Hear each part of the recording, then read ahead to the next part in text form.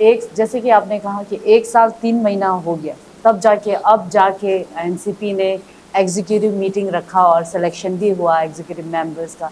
इतना देर क्यों लगा सर? आ, हम जीतने के बाद पार्टी हाईकमान का ये कहना था कि हम अभी लीडरशिप को चेंज करने से पहले हम अच्छी तरह जांच पड़ताल करेंगे, उसके बाद हम एक निर्णय देगा। तो हमें मई 31 को मुझे प्रेसिडेंट का नियुक्ति किया गया। तो मई 31 अभी ज़्यादा समय नहीं हुए, जून जुलाई अगस्त सितंबर 4 महीने हुए।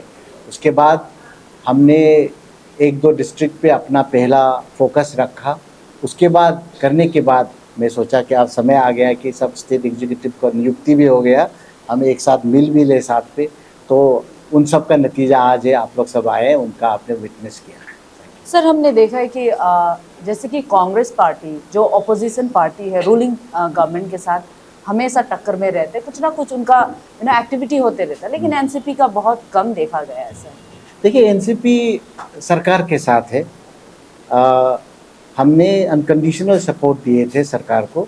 जब हम विधायक हुए तो हमें पार्टी हाईकमान ने बोला कि हम नेडा और एनडीए के साथ है, तो वैसे ही कॉरलरी आप भी बाय बाय दैट नेचर आप भी सरकार के एक अंग हो।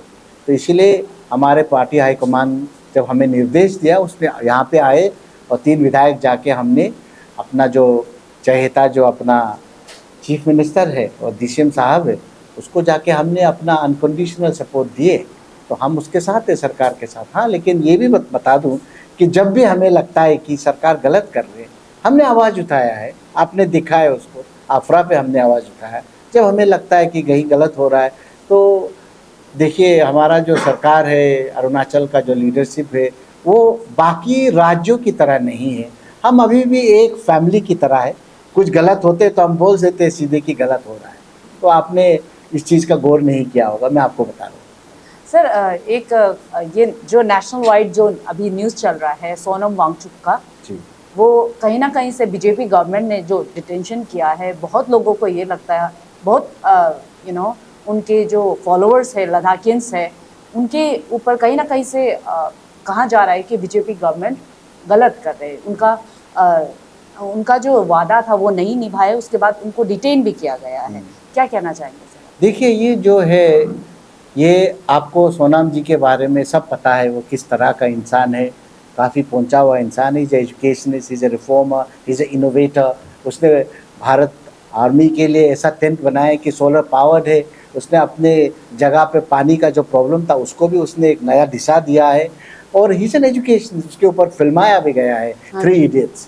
तो देखिए, वो भाजपा सरकार का वो वाहवाही करते थे, गुण गाते थे वो 370 को लेके। ये देखिए, ये भाजपा गवर्नमेंट जो है सेंट्रल पे जो है, वो इसके ऊपर विचार विमर्श कर रहे हैं, वो इसके ऊपर सोच रहे हैं। मुझे लगता है, मुझे विश्वास है कि वो जो सही है सरकार वही करेंगे। और हम एनसीपी स्टेट यूनिट, हम उसके ऊपर पे ज़्यादा टिप्पणी नहीं कर सकते। बस यही कर सकता हूँ कि is a fine man, is a educator, is a reformer, is आपको ए नहीं लगता है साइंटिस्ट। सर कि उनके साथ गलत हो रहा है सर? अगर गलत हुआ है तो ज़रूर गलत हुआ है, मुझे विश्वास है। लेकिन ये भी कह दूँ कि सरकार अभी तक, जैसे हमें बताया गया है कि उसके ऊपर चर्चा हो रही है, और जल्दी ही हमें पता चलेगा कि सरकार का रवैया क्या होगा उसको लेके। फिलहाल मुझे बताया गया है कि he has been arrested under NIA.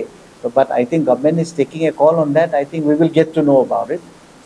Sir मेरा लास्ट क्वेश्चन रहेगा अभी सियांग हाइड्रो पावर को लेकर। जितने भी जो नेता है पहले जो रह चुके हैं फॉर्मर नेता लोग, उन्होंने भी इस पर अपोजिट किया है, अपोजिशन में बोला है कि गलत है जो सियांग हाइड्रो पावर जो आएगा या फिर बनने वाला है, उसके लिए उनका अगेंस्ट ही बात किया है। आप क्या कहेंगे सर? देखिए, see this is a very sensitive discussion and it should be discussed. We feel as an NCP it should be discuss. और हमारे जो चीफ मिनिस्टर साहब है, वो तो काफ़ी स्पष्ट भाषा में बोले कि इस पर डिस्कशन होना चाहिए।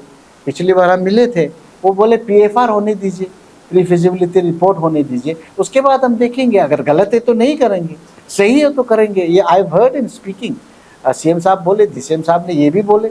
और दूसरा बात देखिए, अरुणाचल, आपको पता है कि हमारा जीएसडीपी 2016 से काफ़ी बड़े हैं। हम 12,500 पे थे, आप कम से कम 40,000 करोड़ पे है हमारा, but we are still dependent. हमारा स्टेट ओन रेवेन्यू काफ़ी कम है, पहले 200 भी नहीं हुआ करते थे, आज के दिन पे 4,000 करोड़ हो गए हम। और मुझे विश्वास है कि स्टेट गवर्नमेंट का ये मानना है कि अगर हम हाइड्रो को खोलें तो एक समय ऐसा है कि सालाना हमारा 10,000 करोड़ का रेवेन्यू आएंगे। देखिए ये भी सही बात है। At the same time why I say this is, I have always been saying, जब मैं सक्रिय राजनीति पे नहीं थे तब भी मैं बोलता आ रहा हूँ कि अरुणाचल को हमें एक कार्बन सिंक की तरह देखा जाता है, the lungs of the country. ठीक है, हम तो लंग्स तो बन जाएंगे, लेकिन हमारा ग्रीन बोनस भी तो आना चाहिए। आप मुझे बोलते हैं कि आप जंगल नहीं काट सकते, तो आप जंगल नहीं काट सकते तो जंगल नहीं काटने का मुआवजा तो दीजिए हमें।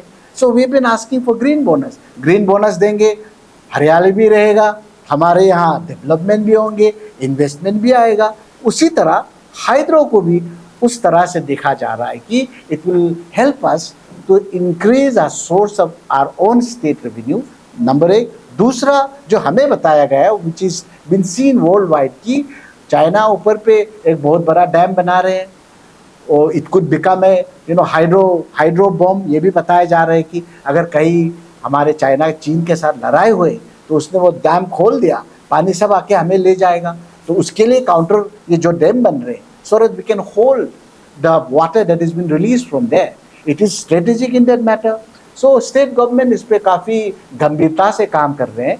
हमारा सुझाव लिया नहीं है अभी, अगर हमें सुझाव मांगेंगे तो हम बड़े स्पष्ट भाषा में बोलेंगे कि हाँ अगर सही है तो सही, पहले PFR करा लीजिए, क्योंकि आखिरकार अरुणाचल के जो लोग रहते हैं उसका रजामंदी बहुत ज़रूरी है। और हमारे CM साहब और DCM साहब बहुत क्लियरली बोले कि हम बिना रजामंदी के ज़बरदस्ती नहीं करेंगे। We are democratically elected leader, we are a democratic government. और अरुणाचल की तो बात ही कुछ और है। हम तो अपने भाइयों के साथ, आप चीफ मिनिस्टर भी क्यों ना, मिनिस्टर भी क्यों ना हो, रात को हम एक ही चूल्हे पे बैठ के चाय का चस्का लेते हैं। यही अरुणाचल की बड़ी बात है।